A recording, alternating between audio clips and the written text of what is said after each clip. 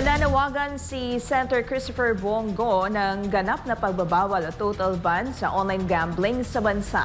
Anya, hindi na dapat palawigin pa ang presensya ng suga sa internet na unti-unting sumisira sa maraming pamilyang Pilipino, lalo na sa mga mahihirap at kabataan. Si Troy Gomez para sa balita. Sa panayam ng mga mamamahayag itong Miyerkules, Hulyo 9 sa Senado, inihayag ni Senador Bongo ang kanyang matatag na paninindigan laban sa online gambling. Kasama nito, sinabi niya magsusumiti siya ng sariling panukalang batas o makikiisa bilang co-author sa mga panukalang layong ipagbawal ito sa buong bansa. Pwede naman pong I intend to file my own bill or co-author similar measures. No? Marami na po nag-file sa aking mga colleagues and I am one with them. No? Ang hirap i-regulate nito dahil sa masyado pong maluwang yung internet access sa ngayon. Giit ni Go, hindi na biro ang epekto ng online sugal sa mga pamilyang Pilipino. Lalo na raw itong nagpapabigat sa sitwasyon ng mga manggagawang kapos sa kita na minsan ay nauubos ang kita sa pagkalulong dito. Mahirap to, delikado po ito lalong-lalo na ang biktima rito ay mga mahirap nating kababayan. Pambili nyo na ng pagkain.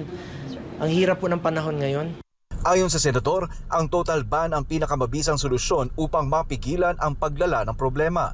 Isa sa mga dahilan kung bakit mahirap itong i-regulate ay ang malawak na accessibility ng internet sa Pilipinas. Bilang chairman ng Senate Committees on Sports at Youth, sinabi ni Go na labag sa kanyang advokasya ang pagsusugal dahil sa halip na disiplina at aktibong pamumuhay ay sugal at pagkalulong ang naituturo nito. Dagdag pa rito, binigyang diin ng senador ang kanyang suporta sa Senate Bill No. 2868 na nagbabawal sa operasyon ng Philippine Offshore Gaming Operators o POGO na kamakailan lang ay naipasa na sa Senado at sa Kamara.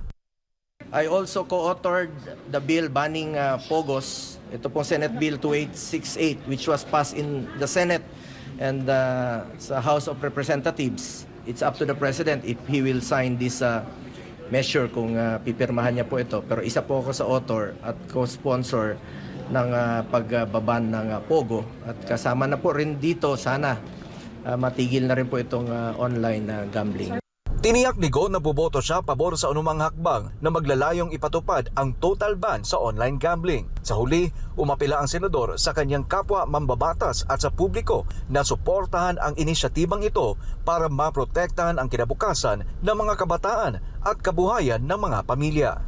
Para sa Diyos at sa Pilipinas kung mahal, Troy Gomez nag-uulat, SMNI News.